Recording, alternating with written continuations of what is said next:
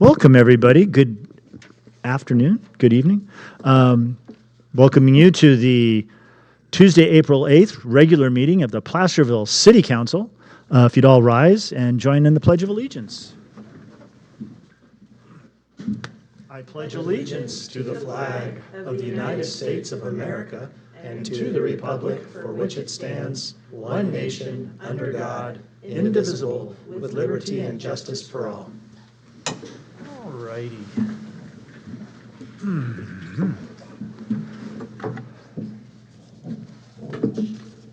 All right, let's go to there. Let's see. Okay, this is the open session. We call to order and the Pledge of Allegiance. Please call the roll. Councilmember Carter. Present. Mayor Clarici. Here. Vice Mayor Gottberg. Here. Councilmember No will be noted as absent. And Councilmember Yarbrough. Here. Thank you. All right.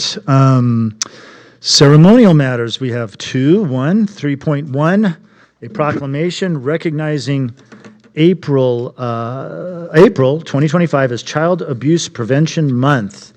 And I've got a thing here. You brought your glasses. And I brought my glasses. And,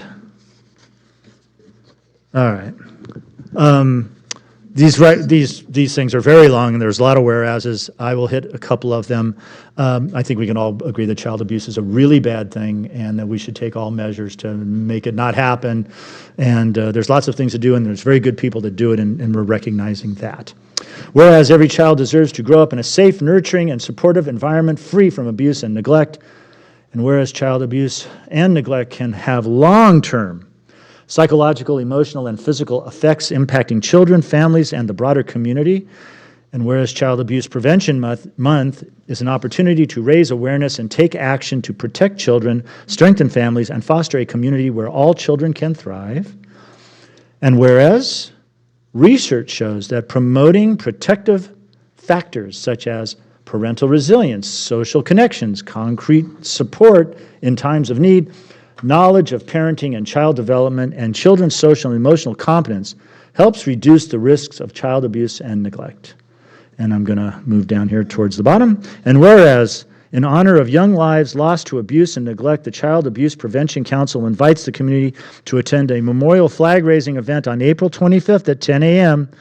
to remember and recognize the importance of continued prevention efforts. Now, therefore, be it proclaimed that the City Council of the City of Placerville does hereby proclaim April 2025 as Child Abuse Prevention Month and urges all residents to come together to build caring connections, supportive environments, and positive experiences for children and families. Dated this day and has my signature on it. So I understand, and I will find that piece of paper. Jennifer Kalsbeck is here. All right.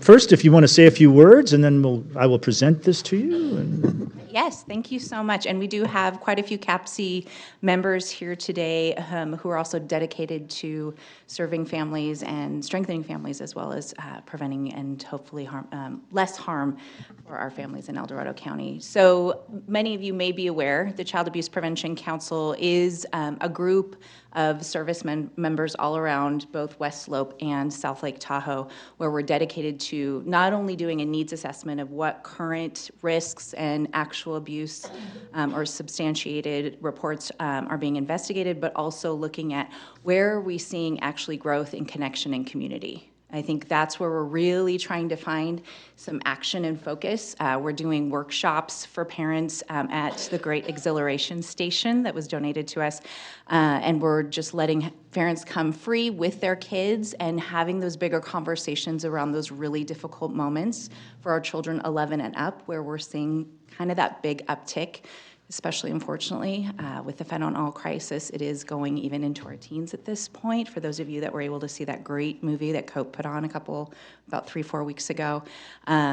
We're collaborating with Youth Action Council with different areas where we're seeing grassroots movements happening with children and adults saying we want El Dorado County, especially as it's growing and we have more visitors coming and living with us, that we say this is a community that connects, and this is a community community that doesn't stop caring even when those hard moments happen. And that's really important for us to spread information as well, because a lot of times paradigms, biases, and judgments come alongside, and those families that have endured harm, and most of the time multi-generational harm, they are then feeling judged and isolated. And so we are also wanting to build bridges with our really high risk and harmed families to be welcomed in our whole community as well. So that's a small bit of what we're doing. Great.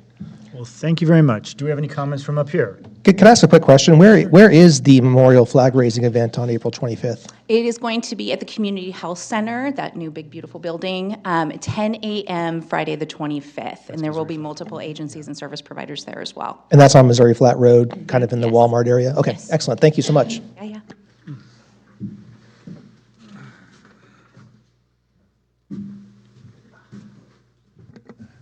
Yeah, please invite all those are here. Invite them to come up, but yeah.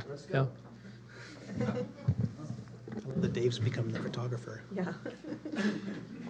Well, it used to be Rebecca. Yeah, it was.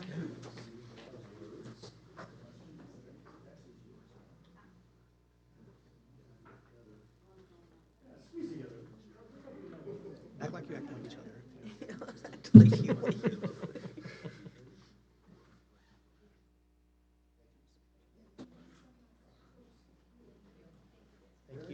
Thanks for being here.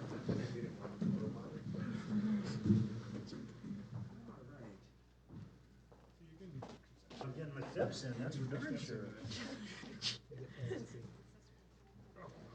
All right. Oh, we got things. Great. Anybody wants a pen?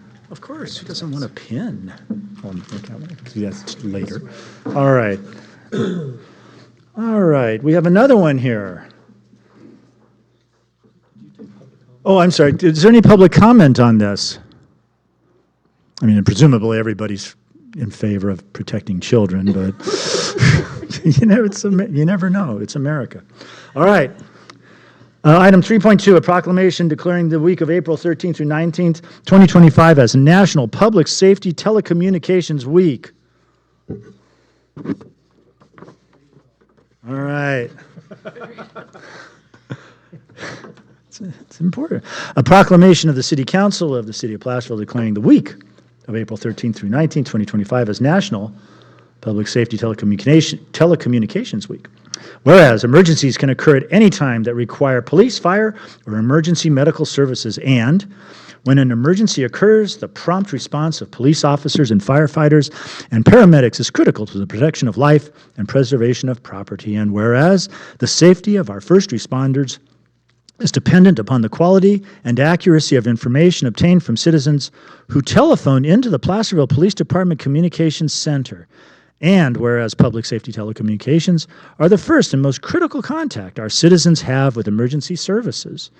And whereas public safety telecommunications are the single vital link of our police officers by monitoring their activities by radio, providing them information, and ensuring their safety. And whereas public safety telecommunications of the Placerville Police Department have contributed substantially to the apprehension of criminals, suppression of fires, and treatment of patients. And whereas each dispatcher has exhibited compassion, understanding, and professionalism during the performance of their job in the past year.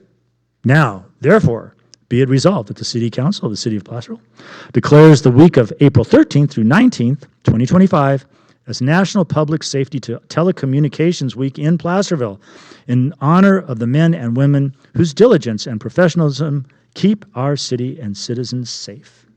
So that's really nice.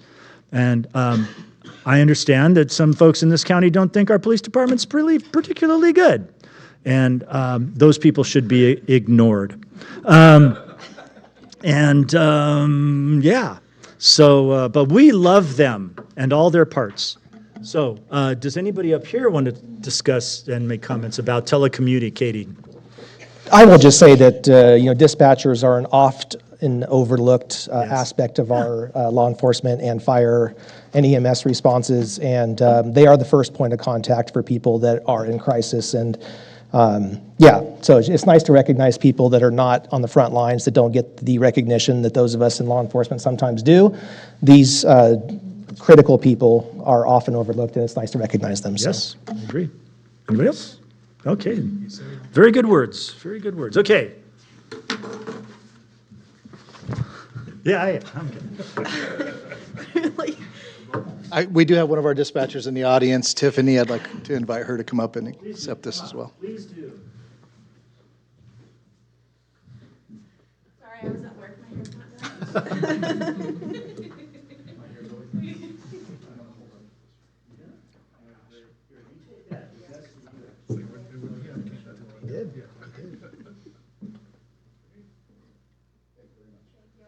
Thank you.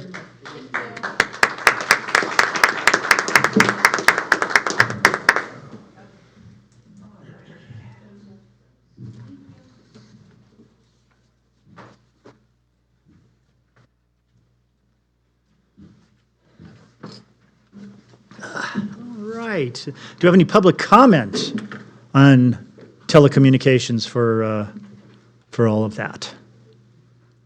All right. Well, not seeing anybody. Thank you very much. Okay. Item 4, closed session report.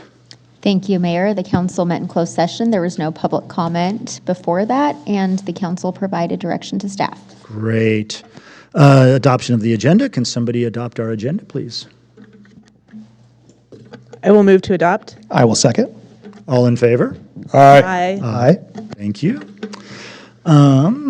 Unanimous there. Announcements, presentations to the public. Brief comments by the city council. I usually kind of go around the horn, but I will take one. And I believe tomorrow evening we're having a memorial at the bell tower. Thursday, I'm sorry, I'm always a day off. So it's Thursday, we're having a memorial at the bell tower for Luke Shepard at 5 or 6. You see, a good thing I asked.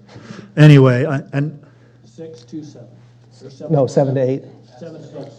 7 o'clock. okay. 7 o'clock, sorry. Thank you. That's okay. That's why I mentioned it. So anyway, I just want to let all you folks know that want to pay your respects to Lucas. Please come down to the bell tower. It's one of the better things we do in this community when we come together for our friends. All right. Okay, now I'm going to start over there. No comments tonight. I have none. I have none. Okay, great. Thank you. Next, 6.2, Placerville Fire Safe Council Wildfire and Safety Event Announcement. Mr. Acuna. Thank you, Mr. Mayor. Good evening, council and department heads. It's a pleasure to be here again this evening to give you and the community an update on what's going on for the Placerville Wildfire Safety Event, which is rapidly approaching on April 26th. Let me begin with an important update. The Placerville Fire Safe Council and the city manager are honored to dedicate the 2025 Wildfire Safety Day to the memory of Division Chief Lucas Shepard. Thanks to Chief Cordero for speaking with the Shepard family and making sure that obtaining their approval before we made that motion. Shep was going to be our lead planner this year. As you know, he moved up to the county fire marshal along with his other duties, and we were really looking forward to having his energy front and center. In fact, he was planning to meet with me last week to go over those upon his return from his vacation, which unfortunately he didn't make it. His passion for fire prevention and public education around fire safety will always remain an inspiration to this entire community. So we will have a table there set center stage at the event to, with the help of the fire district and the Firefighters Association, to memorialize his contributions and to also let people, if they would like to, show support for his family. I believe the Fire Association has a GoFundMe page, and I would encourage people to visit that. It's very, very important to show our support at this terrible time. Allow me to move on to some other updates. As a changing world, happy to announce that CAL FIRE is going to be helping us out with a couple of things differently this year. As requested by the mayor, CAL FIRE has agreed to provide their engine crew with a hands-on fire hose demonstration, complete with Squirt the Cone. Now, I was told that by their PIO, that's usually reserved for kids, but I said, well, not in this instance. And as is a tradition, in the past events, we've always asked the mayor and the vice mayor to be the lead persons on that hose team as we go into the first squirt. So, Vice Mayor Gottberg, I'll talk to you later. We'll give you some tips. And we look forward to having Squirt the Cone and appreciate them setting that demonstration up for it. It's a ton of fun. This year is going to be much warmer, so who knows, we might wind up using their whole tank of water. Also, and thanks to CAL FIRE and Chief Blankenheim, they are going to be providing the fire simulation table for us. They have graciously agreed to step up and take care of that for us. It will be located in the same large viewing room that we had the benefit of last year. It's perfect for that. So it'll be in the back of the Midtown Mall, so it encourages folks to go through all of the displays and then go back and watch a various part of Placerville burn. Now, interestingly, and you have later in on your agenda, is the adoption of the fire hazard map. Their demonstrations will undoubtedly mirror that risk with Weber Creek Canyon as one scenario, and undoubtedly a fire coming up out of the American River Canyon from Mosquito. And so it'll be interesting to see what happens when you do have mitigations in place, home hardening. So it's fascinating to watch it happen. So we thanks to all the folks at CAL FIRE for making that happen for us this year. Total number of agencies right now is 23. That includes a number of them outside. I'm happy to say that we were able to get South County Large Animal Rescue to come out. There was a scheduling conflict and the rain hit just perfectly. So they were able to commit to our event. So we appreciate them joining the county's animal services, both of which are important during evacuations. A lot of issues. We cover such a broad area. We really think that that's an important issue. Also, we were able to confirm 2 local area experts, if you will, that are very familiar with the FAIR plan. We had a state representative last year. This year we've gone with a couple of folks that have been able to help folks one-on-one that are very familiar with our community. So we look forward to having both of those tables staffed. And I'm happy to say that Tribal Fire is returning this year. We missed them last year. There were some conflicts and some issues with equipment, and we're happy to have them again attending. They wanted to be inside this year. Their hand crew does an excellent job in demonstrating the last aspect of controlling a fire, and that's the dirty work of putting a hand line around it. So really welcome them back this year. One other update that everyone should be aware of, we remain hopeful that personnel from the El Dorado Forest, U.S. Forest Service, will be available to attend with Smokey Bear. Their confirmation, unfortunately, remains pending. I'd like to thank Nick Stone and Dennis Nishihara for the staff support that they have given us. Again, we've got the same employees we had last year that were totally dialed in as to what we needed to do. Look forward to working with them the day of the event, so appreciate it very much. And with that, I would be happy to answer any questions you might have. Hey, just a great presentation, and thank you very much. And hopefully Smokey can make it. Yeah. Are there any questions or comments on this from me? Okay. Does the public have anything that they would like to say about this event? It is very exciting. And do not diminish the idea of knocking over cones with high-powered hoses. It's lots of fun. All right. I think that's it. Mr. Mayor, if I Yes. could ask, I'll make sure that each one of you gets our current updated event flyer. Yes. So that you can post it to all your various social media sources. It would be greatly appreciated. Cool. And I will be back one more time. I've been on the other side of this, and I've watched various folks come and do crazy things here at the podium, and just to draw that we want the crowd. We were just trying to get the crowd. One last minute thing that I'm happy to report is stopped by Placerville Hardware and was able to secure use of their Highway 50 message board. Very good. So our event will go up on the board right after the rock show, which I believe is this coming weekend. So Nice. watch for all of those things. And I thank you very much on behalf of the entire Fire Safe Council. Thank you for your support. Of course. Well, thank you. Okay. Well, that's great. It's a great event, and there's like big machines there. It's a lot of fun. We need to get the little kids to understand there's these giant machines. I think we could get a really good A lot, oh, yeah, who doesn't want to, yeah, anyway, all right. I know I do. Okay, item 6.3, presentation by Marshall Medical Center on existing parking. Yeah, I'm just going to turn it over to Marshall to handle this item, so right. thank you. All right. My name is Tak Saito. I'm the Facilities and Support Service Director at Marshall.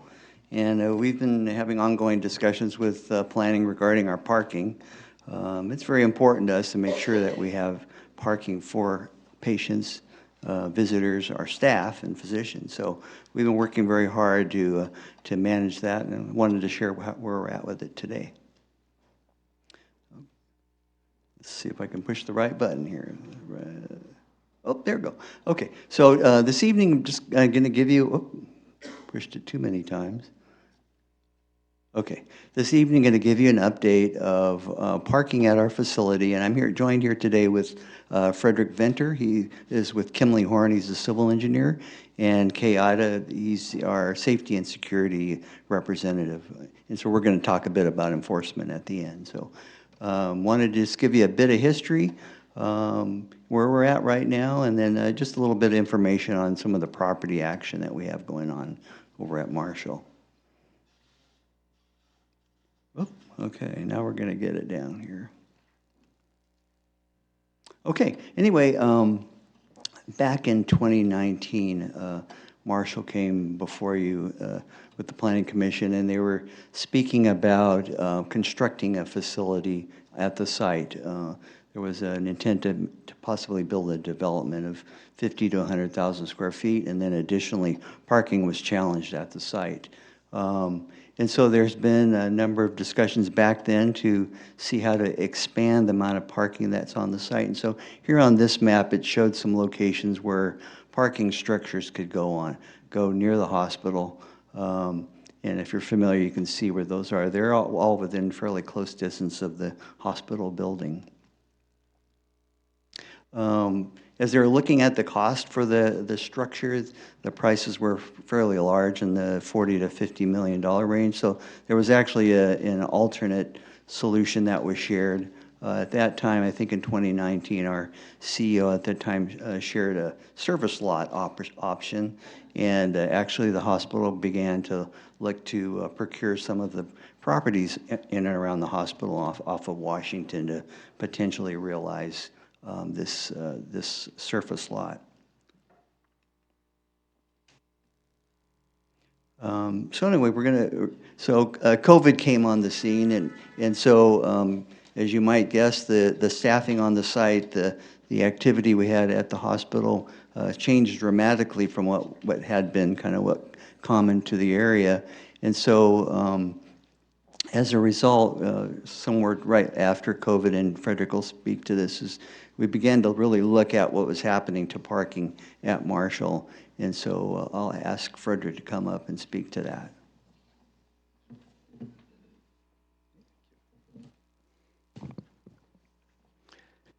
Thank you, Tak. Good evening, Council. My name is Frederick Venter with Kimley Horn. So COVID changed our lives, and everything we've started doing different since COVID hit. And then, of course, COVID impacted Marshall as well, from a patient side and from a staffing and nursing side. We started collecting some parking data. Obviously there were less people parking, more people worked from home, and there were a lot of empty spaces on the site. We counted, every year we did some count collections on parking along all the sites, and I'm going to share that information with you. And it actually showed that Marshall may not need an extra parking lot or even a parking structure. The important item out of this that we found was the Marshall needs to manage parking and right-size parking. And right-size is the term we used to discuss how do you really optimize the use of the parking spaces you do have.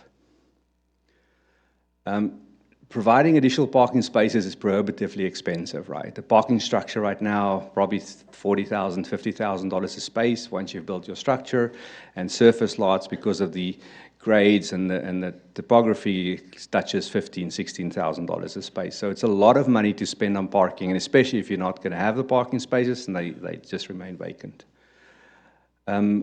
there's a sweet spot in parking, and that sweet spot's really 85%. So what it means is if you have 100 spaces, right, you want 85 of those spaces parked, right?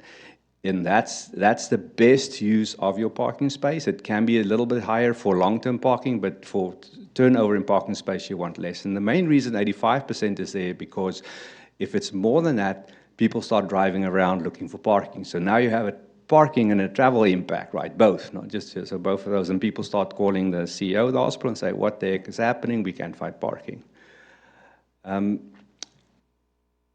Like I said, for lower turnover, especially staff parking, they come in the morning, they leave in the evening. You can go slightly higher, especially if you focus a little bit on assignment and where the people do park. We did find in the analysis that staff was parking in the visitor lots, right? Which, of course, is, and it's the closest to the front door. We know how we love parking close to, where we want to be. So that's one item that Marshall will manage, and that's what Kay is going to talk about. And of course, the furthest lots is the one that are the least desirable. And we're going to show you lot 12 coming up, and why, and clearly the evidence is there. So what the hospital needs to do is provide features and incentives, for staff to actually park in the lots further away, and we can talk a little bit about that. A very fundamental element of parking at hospitals is that patients should not drive around looking for parking, right? They should find an easy parking space and be able to do the visits. The focus is on, I'm actually got something to do, or I'm visiting somebody. It's more emotional and about our health, so we don't want to worry about parking.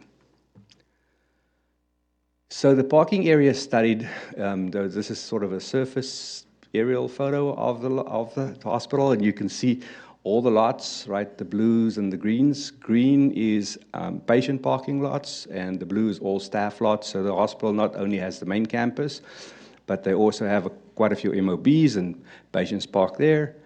You will see at the bottom right-hand side of the image, there's a lot that's like furthest away, and that is lot 12. So that is the least favorable lot, and you will see some data reflecting that.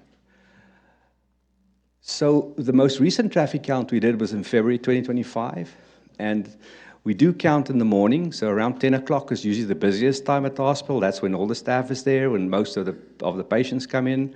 And then in the afternoon, around 3 o'clock, is when staff turn over. So the nursing shifts change, and that's when there's also the highest. And we see a lot of patients visiting in the afternoon as well. So we did these counts in the morning and the afternoon, and you can see from the data, I want you to look at the total under supply. So the hospital has 772 parking spaces. So that's now sort of the sum of all those blue and green blobs that you saw on the map. And the occupancy in the morning was 607, and the afternoon 590. So the last line is the line that showed us we don't need additional parking, right? 165 vacant spaces in the morning and 182 vacant spaces in the afternoon. So the fundamental story out of that is we need to manage parking better. We have the available spaces. So how do we manage parking? This is just a graphic showing the patient and the staff parking. You can see the green is really that supply that we have, and it's available supply to actually handle the parking. This graphic shows a little bit of the historic data from 2022 to 2025. You can see that the demand increased, from about 75 to about 79% in the AM, about the same in the afternoon as well.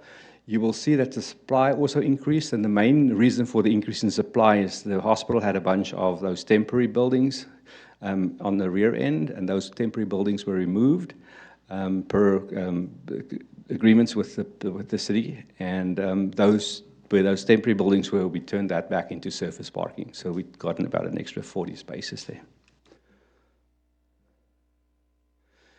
So how do we then right-size the parking for the hospital, right? So this is what we call a parking demand heat map. Now, the heat map has to do with the color coding, and what we do is any lot that's over 85%, we shade it in red, and if it's between 70 and 85, we shade it in orange, and then less than that's going to either be shaded in green, or blue. So you can clearly see here in the outline, so it's a blue outline, it's a staff lot, and if it's got a green outline, it's a patient parking lot. So as we would expect, the red patient parking closest to the hospitals are all red, and then the big staff parking lots are red as well. The one lot that's a big orange blob, that's underneath the solar panels, and that is a patient parking space, which actually has quite a bit of capacity.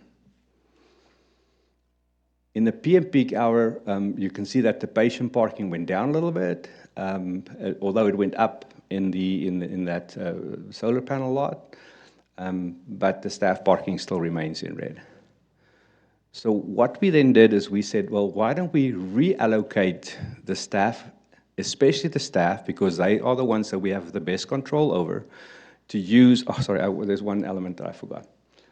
If you look at this map in the PM peak hour, I went a slide back, you can see the insert, right, that's at the bottom is that lot 12 that I spoke about. That's the furthest away from the hospital. But you will see it's green, right? So there's very few people parking in it, right? And this happens in the AM as well.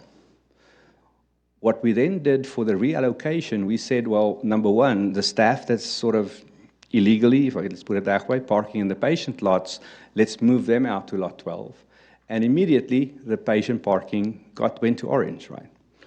And then we reallocated some of the other staff parking. So there were two lots that the city has temporary permits on. One is what we call the contractor lot, and the other one is what we call the dust bowl lot. So those are just elements that we also removed because the city the hospital cannot continue to park there. So we've reallocated the staff as well down to lot 12. So now we have a better distribution on the campus, more orange, and some red lots for staff. But remember, we said staff can have a higher occupancy than 85%. So the PM peak hour, we get the same results, a little bit more green, orange, and a little bit of red for the staff parking. So in summary, we did see growth in Marshall parking demand, and there's mainly just more bed census, about 3 to 6% based on the time of day. That's since we started counting 2021, 2022. We continue to make the decision or the finding that no parking structure or even additional surface lots are really needed. They have 162 spaces vacant. It has to be used and optimized, the use of that spaces. We do know that everybody likes to park as close as possible to the front door. We do know that staff park inappropriately, and that needs to be reassigned.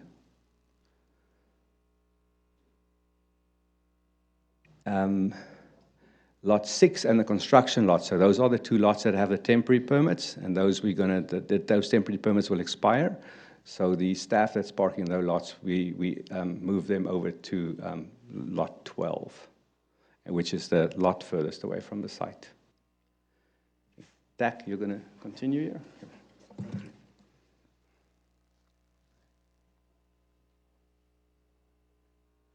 Yeah, just to conclude on this piece, we did have two temporary use permits, and it's been helpful to us. There are two dirt lots, one next to the Pines and one next to our CARES facility. And at this point, our plan is to allow those spaces to be used, but through the process that Kay and I are working toward to get people to be more compliant, our intent would be to no longer need to use those. So we do have them, but our intent would be to essentially phase those out. Yeah, these are the two lots. We did, through the temporary use permit process, do some cleanup on those sites, graveled the property, and trimmed up some trees that were in the area. So I think both of those lots are well usable, at least for our interim period, and thanks for letting us use that. And so the last thing I wanted to do, and then we'll talk a bit about compliance, is we do have the lot 12. It seems like it's really far away, but it's just a short walk away from the hospital. And so, our intent is to is to open up our lots. We're going to have employees park in any lot assigned for employee. And it's just like anything. If your primary favored lot is not available, then there's going to be some opportunity to park in lot 12. So, I'll have Kay speak to some of the compliance issues.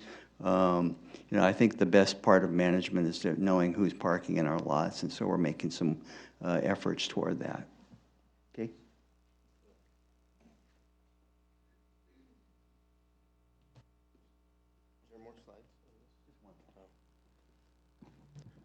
Good evening, Mr. Mayor and Council. It's a familiar position here. So I'll tell you, safety and security, which manages the parking at Marshall Hospital, one of the flaws that in the past that I had seen about 3.5 years ago when I got here was that we didn't really have a database for the vehicles that employees were driving, meaning if an employee had a permit, they could hang that permit or not and be in the parking lot, any parking lot, and essentially just exist there, right? And pretty soon we're having all of our visitor lots, patient lots being filled up with employees, but with no real accountability because we couldn't check that, right? And so one of the changes or transitions that we decided to make was that we began to create a database, right, which gives the accountability back for safety and security to be able to hold employees accountable when they are parking in lots, whether they had a permit hanging or not. The other thing that we did was that we recently, in the last month, instituted new parking permits, meaning they're not hangers that used to be able to be transferable, but they actually go onto the vehicles. And so when we issue those, we have the employee put it on the vehicle at that point. And so now we have some redundancy, right? We have the database built, and then we have the permits as well. And so now, even if somebody decides to show up in a different car, we can either figure out that they're not employees, or they are employees. I'm sorry. We've had multiple vehicles registered per employee, and so if they show up in a different vehicle and doesn't have a permit, we're going to immediately know that that's an employee vehicle. So. I can tell you that when I'm a former police commander here for Placerville, and I can tell you that the lens that I had back when I worked here, when it came to accountability, is still the same, right? It's accountability, it's education. So this is a culture that we have to change. It has nothing to do so much with the availability of parking, because we definitely have that.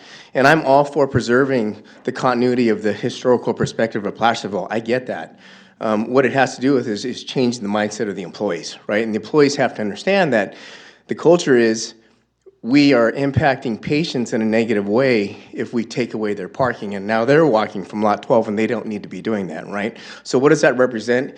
It's a behavioral thing, right? And it becomes more of an HR issue than it does punitive, meaning we don't issue citations that people will have to pay for. Employees aren't going to be paying because we're not a municipality. However, we can take a different stance, and that is if we have employees who are not following the rules, we then note that, we put a warning on their vehicle, and then we pass it on to HR, and HR now takes more of an employee performance stance on this. And so that's impactful, right? Because then it becomes historical to your employment. And so all these different things that we've set in place lead to that change in culture. And I believe truly, I mean, I've been in law enforcement for 30 years, truly that's what the impact is when it comes to changing that culture. So, can take any questions about it too. I have a staff of uniform security, non-uniform security. Both sides are accountable for checking the lots, making sure that we're looking at the database and that we're holding employees accountable. The educational side of it is that we attend the meetings that involve the employees on a daily basis. We put that information out. We use our 3 publications within Marshall to share that information and to share what the expectations are of the hospital and what makes sense for the patients. And so, moving forward, which we started this about 2 months ago, we started to issue the new permits. We're about 90% done. We have a drop dead date of May 1st to be able to get all of this in place where all the vehicles are now registered, all the permits are issued, and everybody's conforming. And so now everybody's going to have an understanding that moving forward, the accountability on the human resources personnel side is going to be prevalent. We've gained the support of leadership. Everybody's on board. So yeah, we're ready to do this. We've started to do this, and it's been working good now. We become consistent with our monitoring, our education, and so it's been working pretty good so far. Questions? Okay, and I guess there's one more slide I'll show you. Oh, so that's the changes. Okay. Thank you. Never knew there was that much excitement around parking, but there is. Yeah, this slide just tells you that we do have other properties outside the hospital. There was a number of homes that were planned to be part of the parking structure, parking site, but we've released those. We have, if you're wondering about some of the buildings that are getting a little bit dilapidated, we've removed some from the site. So, primarily just because the buildings were getting pretty old. So that's just for your information. And then I'll take any questions you may have. Do we have any questions up here? Comments from the dais? I just have a question for staff, I guess, more than from an ordinance standpoint. So I'm not sure the history of the Lot 6 and the construction lot with the temporary use permits, but from an ordinance standpoint, with the loss of those two lots, are they still going to be okay with parking, falling within our ordinance, or is this something that's going to have to come back and to address a lack of parking with the loss of those two lots? I don't know I'm not sure who I would, yeah. You have an answer to that? I don't know. I do not have an answer to that question. Certainly we could, unless you've had communications with prior staff. What was the purpose of the temporary use permits for Lot 6 and the construction lot? Was there conditions, or I should have looked back and this just hit me during your presentation. I apologize for when we did all of our analysis, we assumed we didn't have those spaces. So all the percentages you're seeing don't account for those in our numbers. So, okay. But we know that compliance kind of matters. So, we're allowing, we appreciate the use of those lots while we're making the full transition. So I think in our end, because right now I think we have until September or October for those two lots, right, that we'll come back and say, no, we're good, we don't need it, or we might need a bit more time. So I don't think it's, I think our intent is not to need those two lots. And is there going to be any impact with the construction of the cover over the emergency? Is there going to be any impact on parking during the construction of that? There was some impact. Okay. Yeah, but we're done probably by the end of this month. Excellent. April, so we should be good. All right. Are there any other questions or comments? All right. We'll open up to the public. Does any of the public want to comment about parking at Marshall? All righty. I will tell you that in my wife's long tenure at that hospital, this and the dress code were the two least favorite things she ever liked talking about up there. So I'm gonna go home and tell her that they're gonna fix it. She'll be pretty excited. All right. Well, thank you very much for that. It's always good. The largest employer and maybe still the largest employer in the county, and certainly in this city. We love Marshall Hospital. I just had my hip replaced there, so thumbs up. I actually have a question. There is some surface parking like on Corker, I think, still. Is there still surface parking there? Did that all?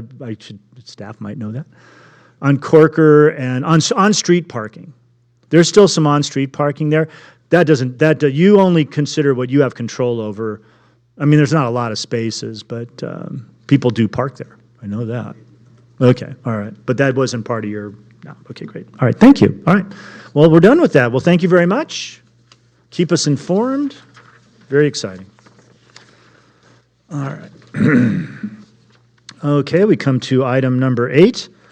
Public comment for non-agenda items. I repeat, we come to item number 7, our consent calendar. I was so giddy. The consent calendar. All matters listed under the consent calendar are considered routine and will be enacted by one motion by roll call vote unless any member of the council wishes to remove an item for discussion. The reading of the full text of all resolutions will be waived unless a council member requests otherwise. Do any council members request otherwise? Okay, great.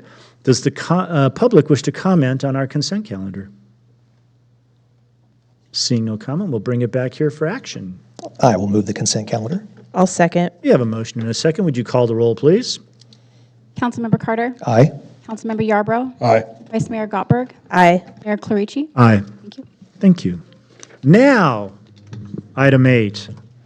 This portion of the meeting is reserved for persons wishing to address the council on any matter not, capitalized, not on the agenda that is within the subject matter jurisdiction of the City Council. State law prohibits the council from acting on items not listed on the agenda except by special action of the City Council under specified circumstances. Bless you. I reserve the right to limit speakers to 3 minutes, which I will enforce. And follow the golden rule, as I like to say. If you would not want to hear, say only things that you would like to have somebody say about you. So come on up.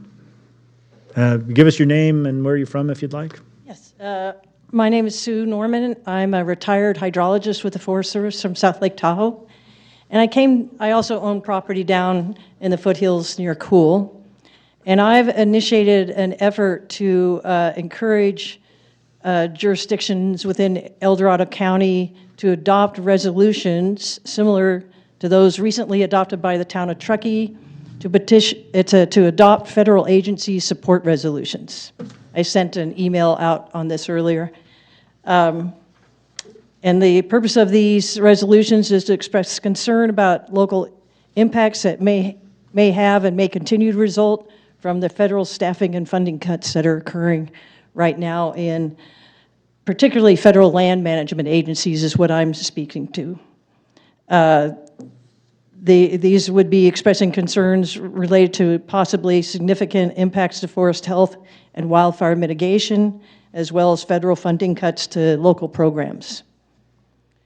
I started this petition because in my conversations with my colleagues that are still working for the Forest Service, the process that's occurring now is unprecedented. It's created a level of chaos, confusion, and fear among my colleagues that is also unprecedented. And I've been through a couple of pretty severe rifts and reductions. Nothing ever occurred like what is happening now. So it's creating a lot of concern. The purpose of these resolutions would be to share with our federal representatives, our congressmen and senators, to let them know specifically for your jurisdiction what concerns you have about impacts to the federal agencies and funding programs that you interact with. It's hard to know how to react and what to react to because things are changing rapidly, but also without a lot of transparency. So even people in the agency don't really know what's happening to them. They're waiting for the axe to fall in a lot of ways. I've been following what's mostly through a publication called GovExec, which is a very good source to figure out what is happening right away as these RIF and reduction plans are being rolled out agency by agency. The Forest Service latest update came out on April 2nd, and the plan is to consolidate the 10 regional offices into as few as 3. 7 regional foresters have already retired. They are also planning on consolidating the 154 national forests, but haven't provided any information on what that looks like. And the Wildland Fire Division is going to be moved into another part of the government. So anyway, I presented this to you. I've started a petition to get local support. I've got 200 signatures so far. I'm going to continue this effort and continue to help inform people what the potential impacts are as I see them.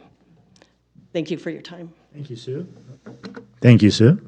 Does anyone else wish to comment publicly?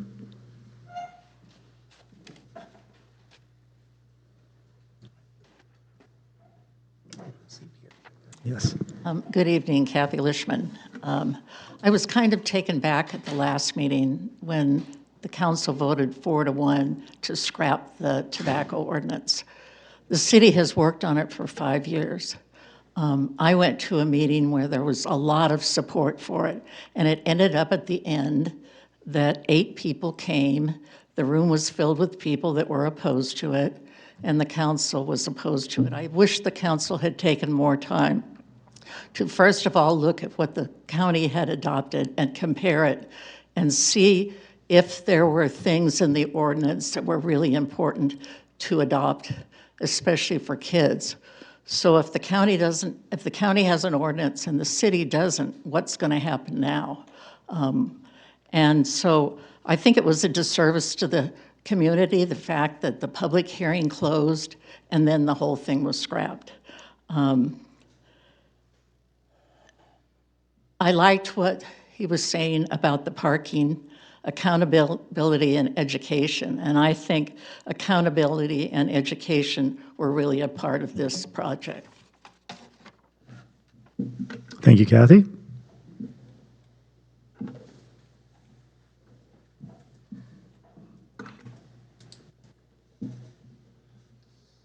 Sue Rodman, Placerville resident. Several months ago, we heard about a solar field supposedly going up at our wastewater treatment plant, and that it was going to provide about 50% of the electricity to run the plant, which would be a very good cost savings for the operation of that plant. And I'm wondering, where is it? Why isn't it up there? What is going on with it? Because I haven't heard anything for months now, and I thought it was supposed to be installed and operational by now. Thank you, Sue. Anyone else wish to speak? All right. Well, thank you very much for that. I will ask the question, what is going on with our solar field? We expect to receive final plans in the next week, and then they will be out to construction soon. There you go. Thank you very much. Asked and answered. All right. Was there written communication? Any written communication? Yes, Mr. Mayor, one item of written communication was received by Sue Norman, who spoke earlier, and copies are on the back table. Cool. Thank you. All right. There were no items pulled from the consent calendar. Item number 10, ordinances. 10.1, consider an ordinance approving the fire hazard mitigation zone maps for the city of Placerville. Mr. Morris. Thank you, Mayor and Council. I am going to attempt to do this presentation, but I'm going to rely a little bit on our fire chief to help me with this as needed. This presentation was actually prepared by CAL FIRE for use by cities and counties, et cetera, for this purpose.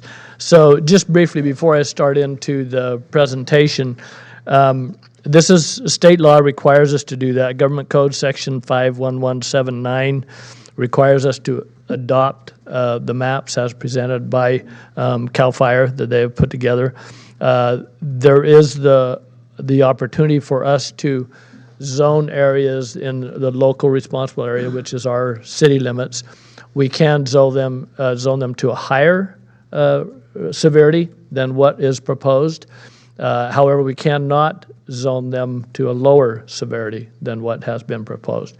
And as we get into the map, you'll see that prior to this, when this first started back in 1992, when they were required to do it, but the only thing they were required to do was to designate very high severity zones within the local responsibility area. So at that time, up until now, the entire city has been zoned very high severity. With this new change, that has changed what, and so we'll walk through that and show. So next slide, Dave. So the maps are required, as I mentioned, based on this, and there's 3 levels of severity: moderate, high, and very high. Next slide. CAL FIRE, as you can see, it says here, use the best available science and data to develop and test a model that served as the basis for the zone assignments, and evaluates the probability of an area burning and potential fire behavior within those areas based on these factors: fire history, vegetation, flame length, blowing embers, proximity to wildland, terrain, and weather. And again, if you have questions about any of those in there, ask Chief Cordero. He'll help you with that. New updates that they changed since the last one. Burn probabilities for wildland areas, inclusive up through 2020, fires that happened through 2020. Updated fire environment, updated vegetation density, inclusion of slope in the urban zoning model, and then localized fire weather used in both wildland and urban models, and then a new firebrand production and transport model using discrete local wind vector distributions, which I assume means it tells you what the wind is likely to do in that area. Wildland versus non-wildland zones. Zones are areas with relatively homogeneous slope and vegetation. Hazard map is produced at 30-meter resolution. Scores are averaged within a zone. Wildland is scored independently of urban and agricultural, and urban zones are scored using additional model steps. For wildland zones, that's a minimum size of 200 acres. Based on fire occurrence from 1991 through 2020, includes fire intensity, vegetation type, slope, and local fire weather in that area. For urban areas, they actually look at, rather than 200 acres, they look at 20 acres, so much smaller, and it's zoned accordingly, based on distance to wildland and hazard level of adjacent wildland. Amber production, that's, as we talked about this, that is a big factor that plays into this, is amber production and what happens to them embers. As you see the next point, amber transport based on wind speed, direction, and et cetera, is if you listen to when fires are going on, that's a big factor that plays into what happens. Width of moderate, high, and very high bands in urban are based on ember load, urban tree cover, and slope. Okay. What is the map for? There's a couple of things that it does. So building standards for new construction in the wildland-urban interface requires this Chapter 7A, which are building codes which require a higher level of fire-resistant materials in building construction. Property development standards such as road widths, water supply, and signage is another part of what is required in the very high zone, and I'll talk about that a little bit more about where that is required. Defensible space requirements and natural hazard and real estate disclosure requirements. So this is kind of hard to see, and I want to point out one error that there is on this map. As you can see, in the very high zone, the things that are required, number one, we have to adopt this map. There's specific CEQA requirements, so when there's a development happening, CEQA has to review in relation to the zone that is in and look at what impact that will have on the environment. Subdivision map app, obviously development will play into it and requirements that will be included with that. Safety element of our general plan is required to address that for very high severity zones. Fire safe regulations, that talks about the things that I just mentioned in new developments for road widths and et cetera for egress and in and out of the development. Chapter 7A, that's the building department requirements. Defensible space, I think we're all familiar with that. Hazard disclosure requires if anybody's buying a home within that area, it has to be disclosed. And then subdivision review, again, making sure that it's in compliance with the regulations. Moving down to the high zone, you can see on here there's three things: adoption of the maps, hazard disclosure, and then Chapter 7A. Reviewing this with our building department and with Chief Cordero, through this process of changing from the new maps that added the high severity and the moderate severity, there was some confusion in the state level in developing those, and we've discovered that actually the Chapter 7A is only required in the very high severity zone. It's not required in the high severity zone by state law. Local law, our ordinances, if we wanted to require that in that zone, I believe we can. I don't think there's anything preventing us. We can't downzone it, but that would be raising the requirements. So if we wanted to do that, we could do that. And then on the final one, the moderate level, the only thing that is required is that we adopt the map. Next slide. So this is simply a comparison of the old map on the left. As you can see, we were all in the very high severity zone. And the new map on the right, which shows quite a difference. There's several areas that are not. We looked at this on a staff level, reviewed it. I think it more created questions than anything, but there's not a lot that we can do with this. Now, we did question one area that I'll talk about in a minute with CAL FIRE. But technically, we are required to adopt this. We can adopt it, raise the severity zone from moderate to high or high to very high if we would like to, but we can't lower that. So if there's something that's listed as very high, we cannot downgrade that to just high or moderate. There's some questions. I'll just bring up a personal example where I live, down on the very bottom right of the LRA. You see there's an orange and a red. The red is the very high on the right. That's where I live, right next to Cedar Ravine Road. Across Cedar Ravine Road, you can see it's orange. And coming up the canyon from Weber Creek, and I kind of wonder, well, I would have thought that was just as severe as where I am, but maybe there's a reason for it. I don't know. And not a big deal to me, but there's just some things like that that raise questions. The other question that we observed, and we have talked to CAL FIRE about, if you are familiar with the Lumsden Ranch area, which is about 100 acres, I believe is the amount, around and above Lumsden Park. If you look at the right side of the new map, the yellow portion, that is primarily that Lumsden Ranch area, and it's right in the middle of a high zone. And to the right of that, the red is primarily the country club area, which is is listed as very high zone for the most part. There's a little section in there. So we asked, and as you know, that's all undeveloped. That's there's no home. There's I think 2 homes up in that area, but primarily all undeveloped and completely and pretty rough. A lot of foliage, a lot of brush and et cetera in that area. And we've had some concerns in the past about getting the landowners to take care of that and clean up that for fire hazard. So that is the one area that we identified. We asked CAL FIRE to take a look at it. They said they would. Chief Cordero and I met with them. They have not responded back. I'm assuming they're looking at it, but I don't know how long that process takes.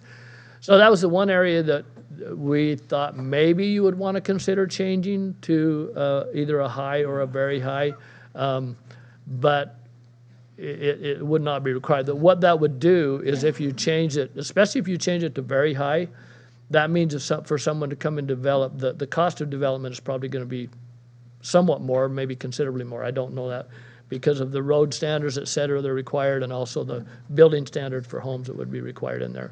As I mentioned, if you move it just to high, the building standards technically are not required for the high severity zone, only for the very high severity zone, unless you were to direct staff to come back and look at an ordinance to require Chapter 7A within the high severity zone. You could do that. Next slide, Dave. So just going forward, this is kind of the timeline. We were required to have this map up on our website within 30 days of receipt. We did do that. It's posted on our website.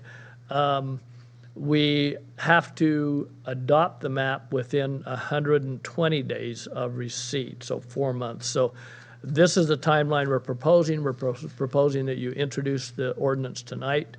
At your next meeting on April 22nd, we would adopt the ordinance, and then as is standard, the ordinance would take effect on May 22nd approximately.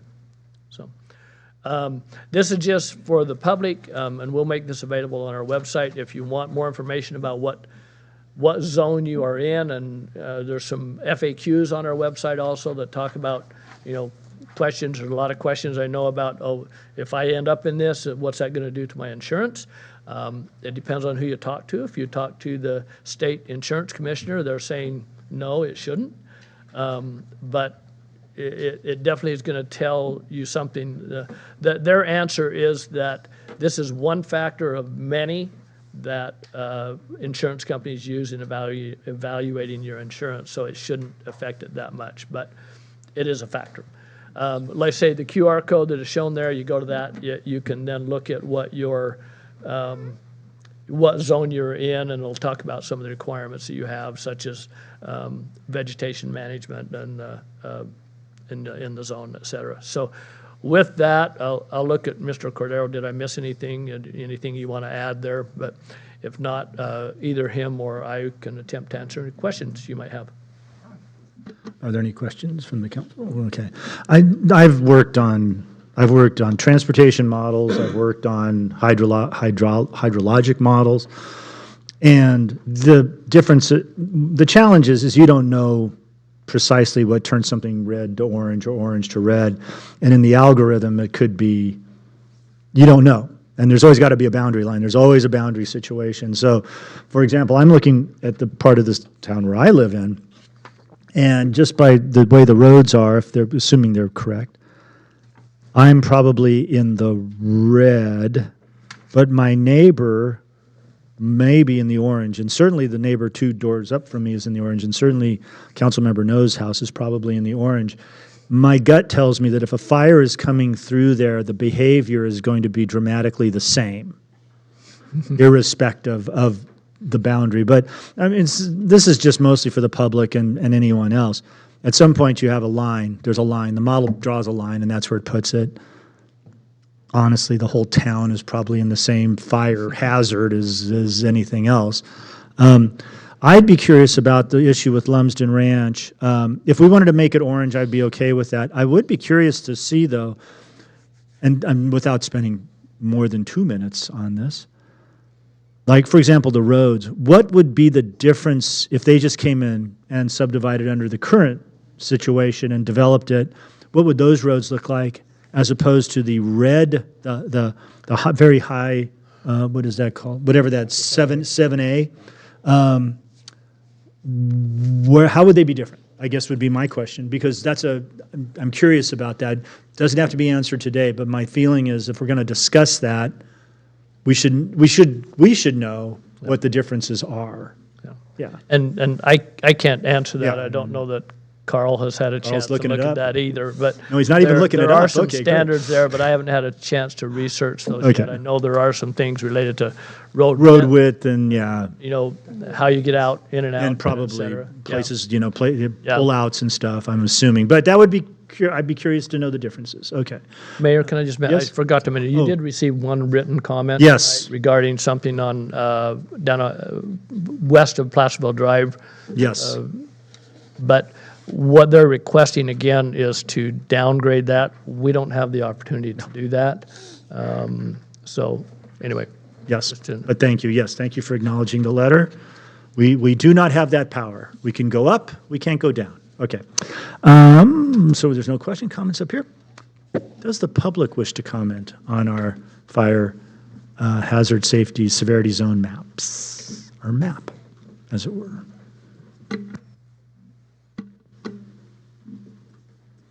Good evening, council members. Marion Washburn, Placerville resident. What I would like to say or express tonight is kind of related to the issue that you're following. And first of all, let me say how much I appreciate all the volunteers in Placerville who have hung in there and worked for fire prevention, because there's a lot of people trying to make our community safer. So I think that's to be appreciated while we're talking about fire. As I looked at the map, I think probably I reacted like most everybody would in Placerville. You look, like you mentioned, you look for your own house, and then you look at those bright colors, and immediately you think of danger, and then secondly, you think of your homeowner's insurance and what that implies. And listening to, jumping over slightly, listening to the presentation, it's clear that there are what was called property development standards that were raised. And I think insofar as reaction from the public, when they're knowledgeable that government has property standards that they are recommending, they would expect that the city also be active on standards on public property.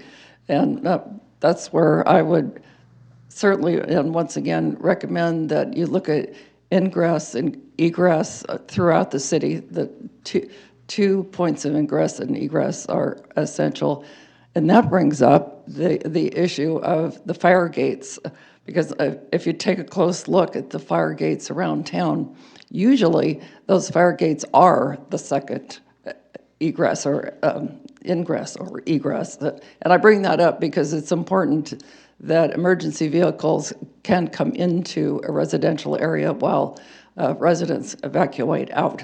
So I would hope that you all would pursue that line of thinking as to the best of your ability. And also, I would add a third point that the vegetation overhang on a lot of our narrow and rural type streets is a huge liability when it comes to fire. So there would be the public expectation that the city could continue to work with that.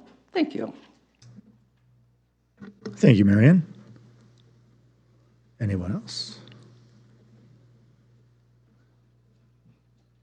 Sue Rodman, I'm resident of Placerville.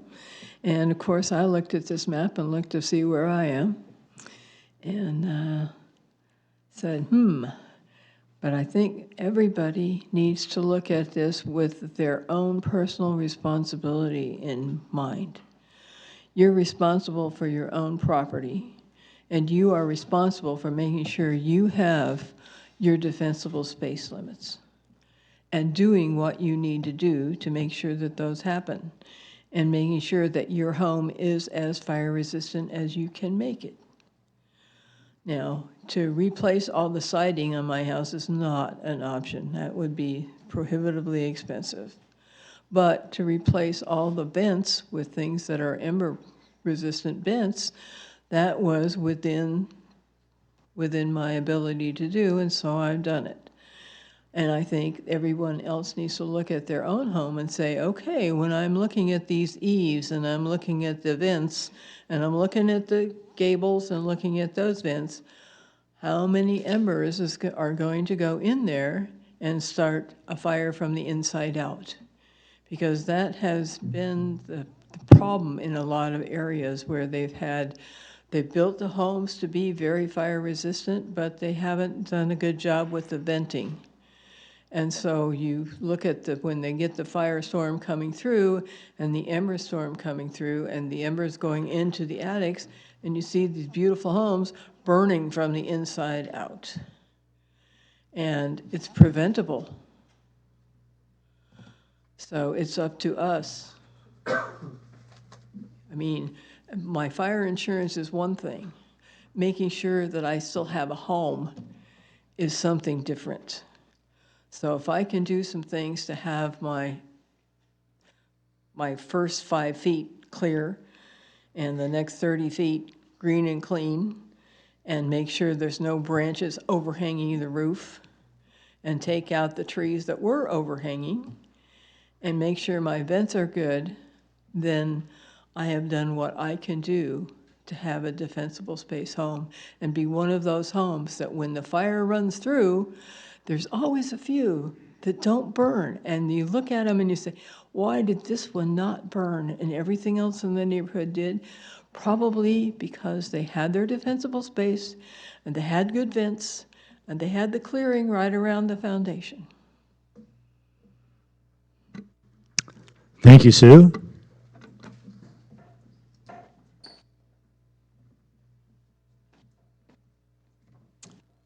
Good evening again, Kathy Lishman.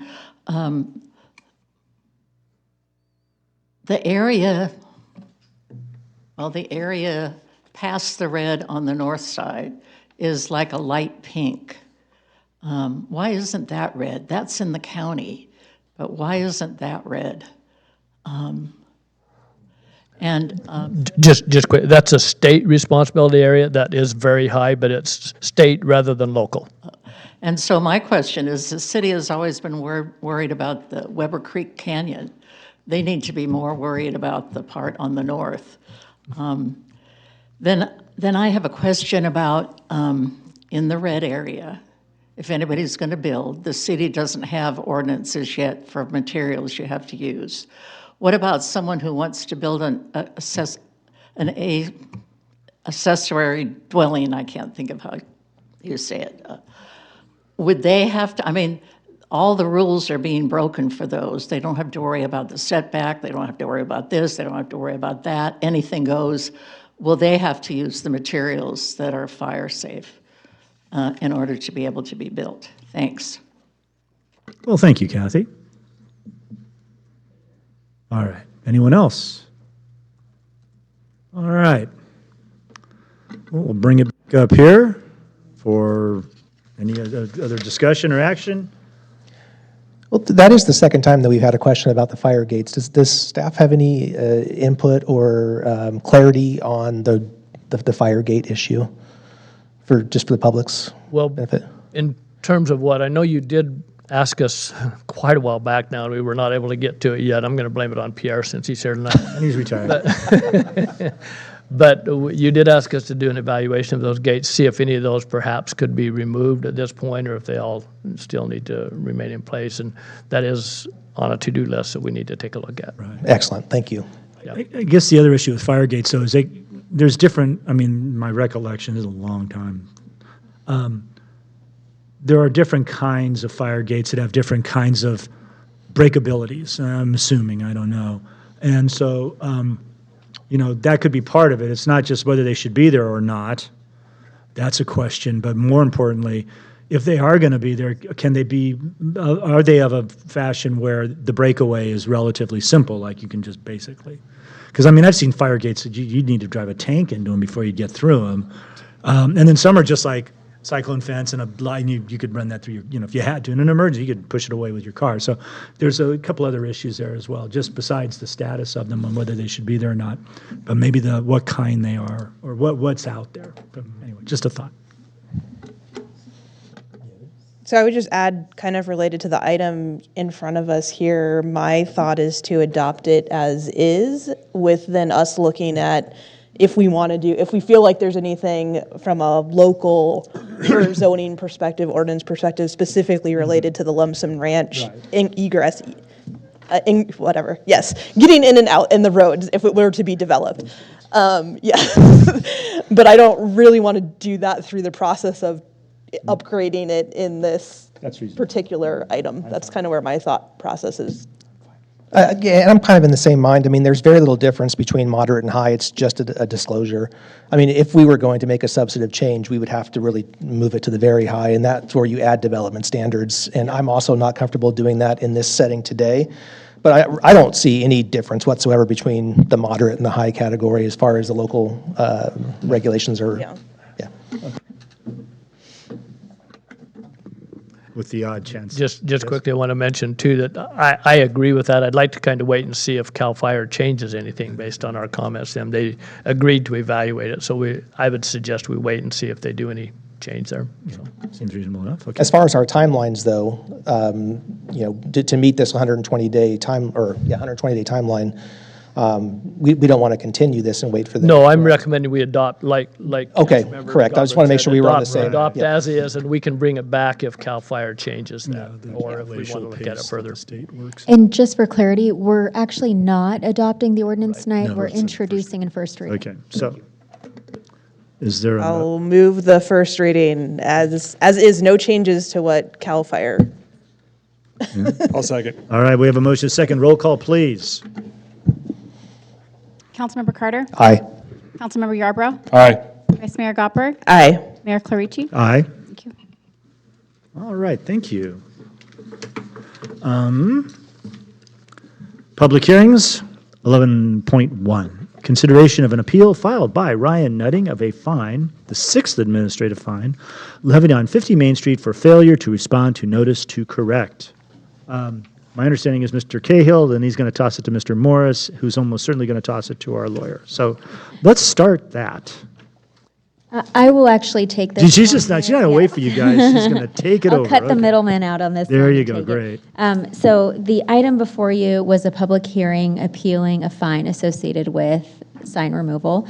Approximately an hour and a half ago, staff received a letter from the applicant's attorney withdrawing the appeal, agreeing to remove the sign by May 10th, and with the waiver of the fine, which staff had previously proposed. So staff is recommending, given the fact that the appellant is withdrawing the appeal, that we forego the public hearing.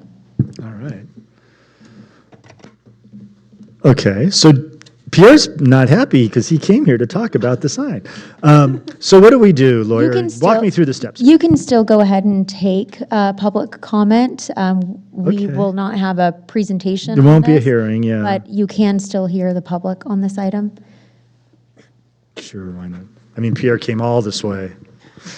All right, let's open up the hearing to public comment.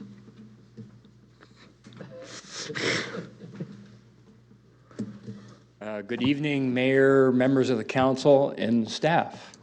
Anyways, I think a lot of what I was going to say now is moot because the applicant has decided to withdraw his appeal, basically trying to maintain the pole sign and just asking you relieve that $500 fine, which I think is a good outcome because I basically read the letter that was submitted by the property owner from the law offices of James L. Arrowsmith, and a lot of the information in this letter was very erroneous, so I was going to go point by point and let the council know how I felt about it, having been the former Development Services Director and actually took the resolution to you back in September of 2023. So with that, unless there's any questions, I'm very happy with the outcome. Thank you. Okay, thank you, Pierre. Does anyone else wish to speak on this subject?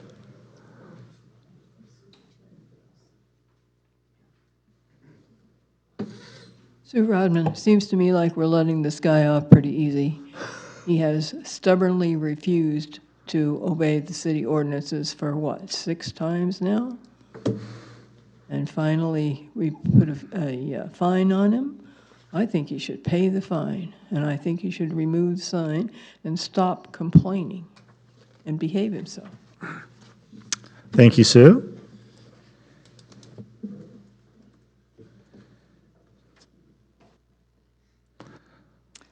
Kathy Lishman, since Sue said something about that, I'm just going to say something about something else.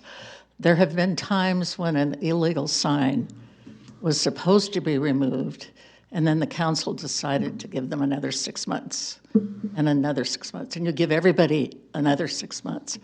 Well, the first purpose listed in the Placerville sign ordinance in 10.4.17 is to promote and maintain healthy commercial centers and property values for effective communication as to the nature of goods and services available, and to avoid the avoidance of wasteful and unsightly competition in signs. My feeling is if zoning codes are not enforced, they can make those who do comply feel like they're being treated unfairly and are at a disadvantage. You will see competition by others doing what they know is wrong, simply because there is no enforcement and they can get away with it. Sign ordinances can help determine how a city looks. This can be an important concern to both locals and tourists, which Placerville embraces. And I think that there's a problem that you could look like anywhere USA. I'm really glad this pole sign is coming down.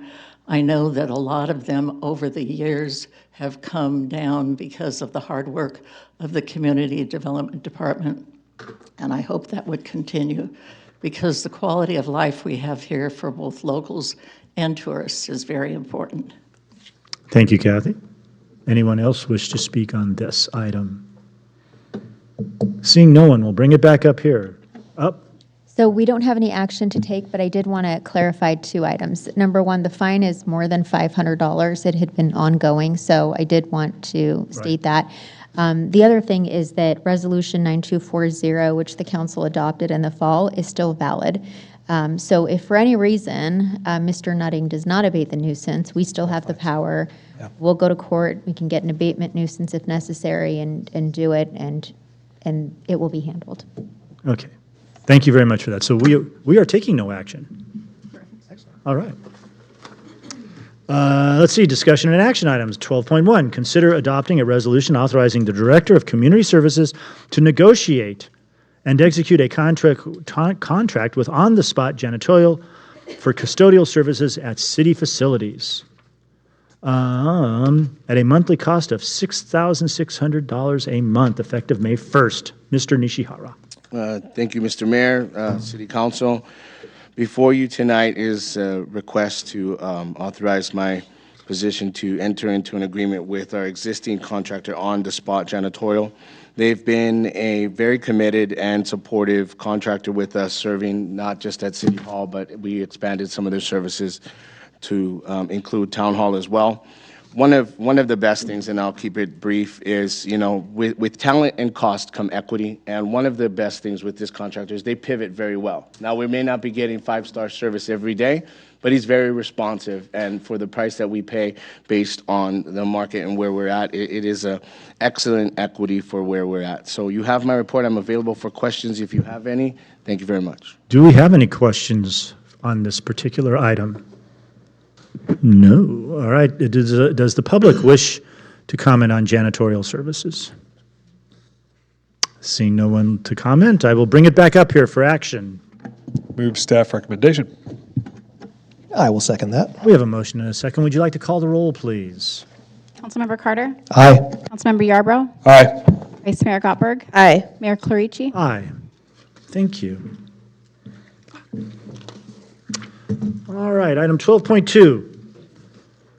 Consider a $4.20 per game increase in the adult softball team registration fee for a 10-week season for a total fee of $776 per team, effective June 23, 2025, and authorizing the Director of Community Services to negotiate and execute a 3-year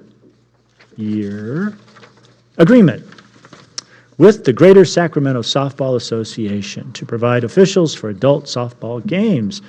Once again, Mr. Nishihara. Thank you again, Mr. Mayor and City Council. We do these periodically based on where the market is and some of our costs. And as you can tell in my report, recently our existing organization that provided us umpires for the last few years has retired. And so staff did a informal RFP for softball umpires, and we received one as indicated. GSSA has region-wide. The one caveat and variable is because of our location, we do pay a travel fee, and I want to be very, very clear that this may actually increase some of the quality or provide some variables to different types of umpires and certain things, so we're not constantly getting the same umpires. It creates a better, more competitive atmosphere. I see that because $25 does sound like a lot, especially for that one-time fee, but I think it's what's best, especially in regards to the cost and where the market is. You have my report in front of you. If you have any questions, I'm available. Thank you. Do we have any questions for staff? I was just shocked, looking at the increase from 37 teams over the last 3 years. We anticipate 76 teams. I mean, that's almost a doubling in the league. Obviously, it's highly in demand, and it seems to me that, this would be a market-based thing. If we see a precipitous drop-off in teams, then we know our fees are too high. But otherwise, I'm prepared to make a motion if nobody else is opposed. Hey, but first, let's take some public comment. Sorry. Don't Jumping ahead of the cool game. your jets there. Sorry. That's okay. All right. Any other questions, comments? Okay. Thank you. Would anybody from the public wish to comment on how much we charge softball players? And I see no one. So now.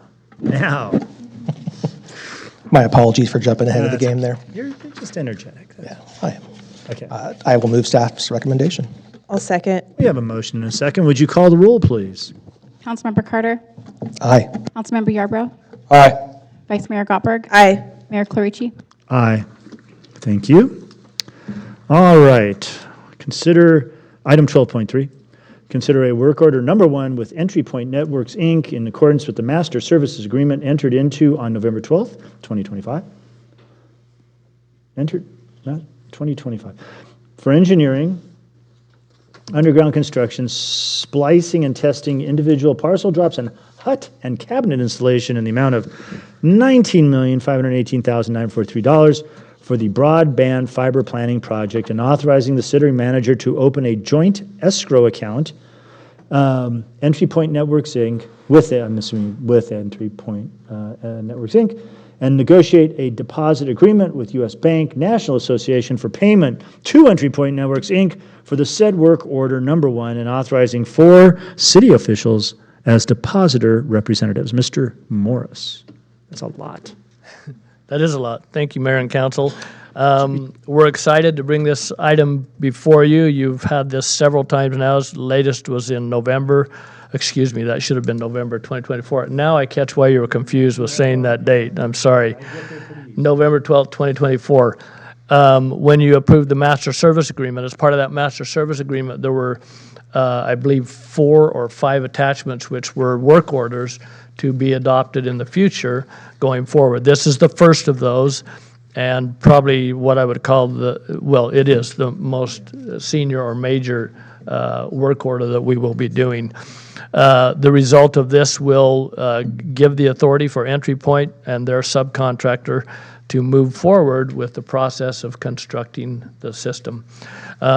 We're very excited about this. As we talk about it and look about this is an opportunity I believe the city has that we will probably not ever get again, looking at the way things are going and different things that are going on.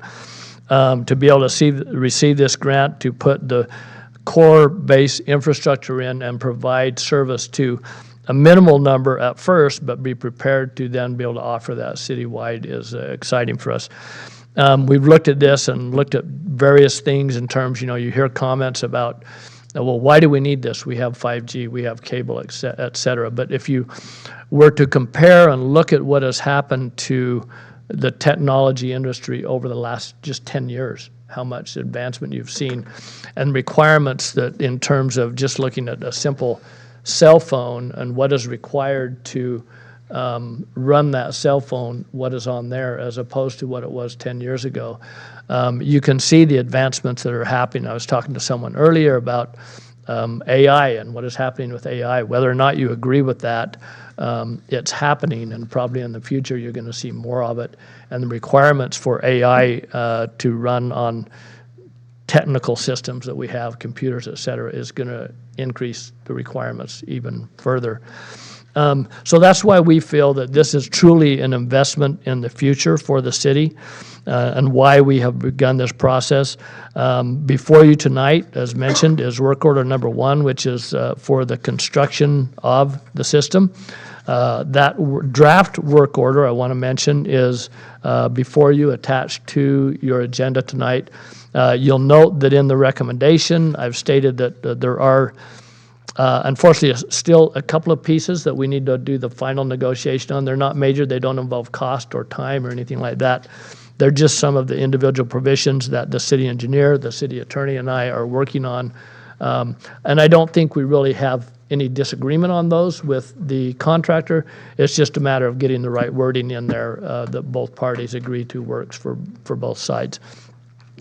I want to also note that one of the things that we've been working hard on with this is how the payment is going to work. We are fortunate to be working with both Entry Point and their subcontractor, who is FiberTel, who have agreed. The state grant that is through the CPUC requires us to pay the contractor, and then they will reimburse us. That creates a little bit of a hardship on our part, because we could. This is $19 million, or a little bit less than that, for what the actual the FiberTel will be doing. That's the biggest part of it. Let's say $15 million. That will be done in essentially may almost be done, in talking to the contractor, by the end of this year. So you can see there's going to be some pretty big progress payments that are going to go forward as part of this, and can present a little bit of a bind for our finances, let's put it that way.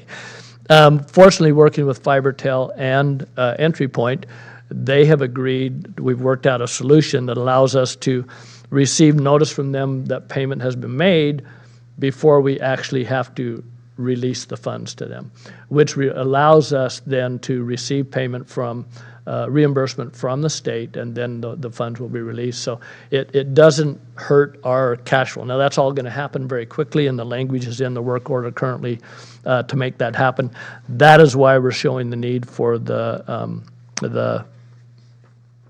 I'm losing my train of thought here, the escrow account, that's the word I was trying to think of. The escrow account, which will enable that and help us to be able to do that. And I want to thank Dave Warren and his staff who have worked with, actually U.S. Bank is the one that has agreed to work with us on that and help us with that process. I want to note that Jeff Christensen from Entry Point is in the audience with us here tonight to answer any questions you may have.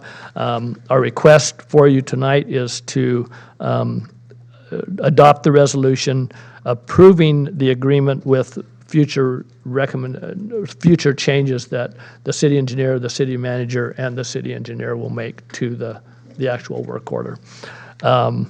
We have some more information. We have some things related to fiber on some presentation if you want to see that and why we feel this is important.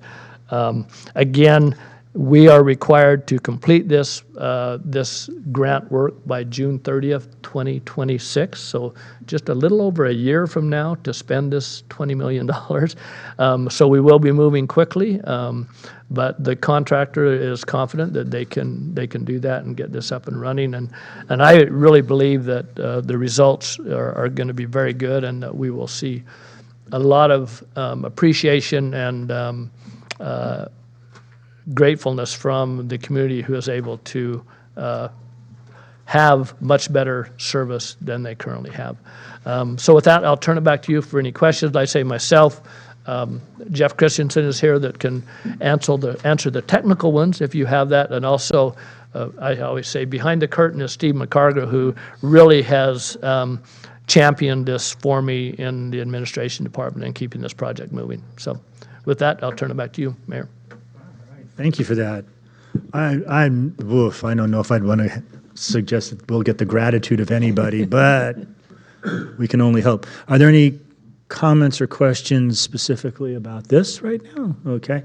The only thing I want to comment on before we throw it to the public is this really is the beginning now of this project. You know, there'll be boots on the ground and stuff, and Cleve and I talked about this. In fact, we all talked about this in our meeting yesterday, and that is, this is where we need to start. This is where we really get aggressive about talking to the community about this project and what it means, and getting the support from the community, and getting a lot of information, getting good, solid, pithy information out there. Nothing that requires too much talking.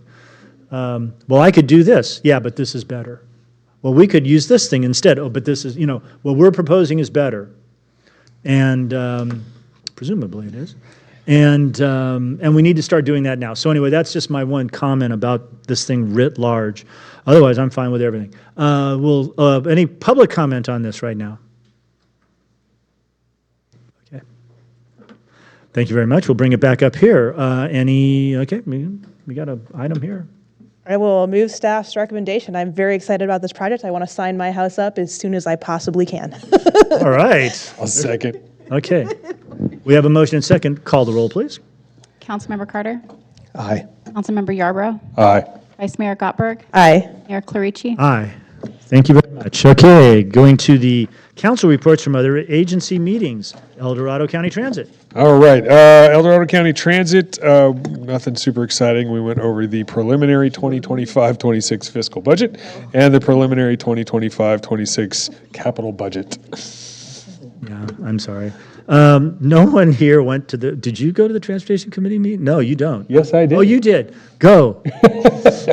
So actually, that was the one that was a little bit more exciting. We had a little bit more to do. So our first business item that we took care of, which was the only business item, was the Transportation Development Act Local Transportation Fund Pedestrian and Bicycle Funds Programming. Yes. Which the requested action was and adopt a resolution of 2425.13 programming for $150,000 in Transportation Development Act Local Transportation Fund Pedestrian and Bicycle Funds to the City of Placerville for the Placerville Drive Bicycle and Pedestrian Facilities Project, which of course passed. Yes. Other than that, we had 3 information items. A triennial performance audit of the El Dorado County Transportation Commission, which went well. They had no issues. We did have a couple of nice little presentations from the Sacramento Area Council of Governments Mobility Zones Project and the Metropolitan Transportation Plan Blueprint, which very informational if you get a chance to go on the website and look those up. There's a lot of information there. Yes, there is. So you got some Article 3 money on the TDA, I think, if that's the article. Yeah, I believe it's Article 3. Okay, thank you very much. Okay, LAFCO.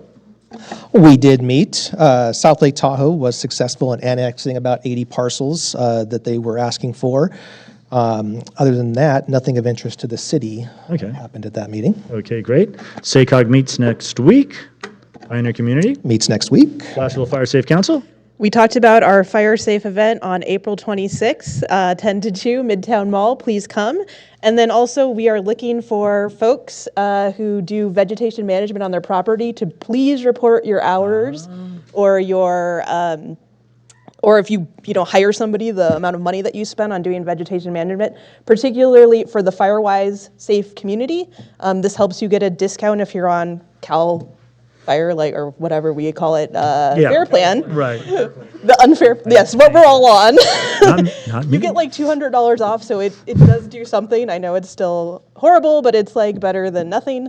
But particularly if you're in the northeast, which means that you are north of Highway 50 and east of 49, they are struggling to get enough folks to report up there. So please do, and let them know, go to their website, just send them an email and say, hey, I spent 10 hours on my property, I'm in Placerville Northeast, and it'll help us all out. Does that include like weed eating? Yes. You weed eat? Yes. Great. Okay, perfect. Yes. If you go outside and you weed whack, just say I spent 10 hours weed whacking my property or whatever you spent. We just need to get the word out to people. Yes. So I'm trying to do that. Just do it for them. We can just do it for them. Okay, great. All right, thank you. And the Opportunity Knocks?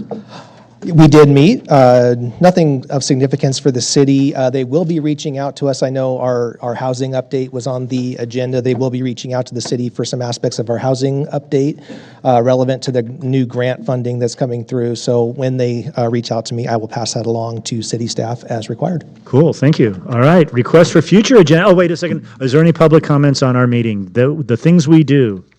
Apparently not. Okay, great. Item 14, request for future agenda items. Are there any? Seeing none. City manager and staff reports. We have none tonight. Okay, wow, thank you. Upcoming items, you can read those. We're adjourned. You made it. I can't believe Pierce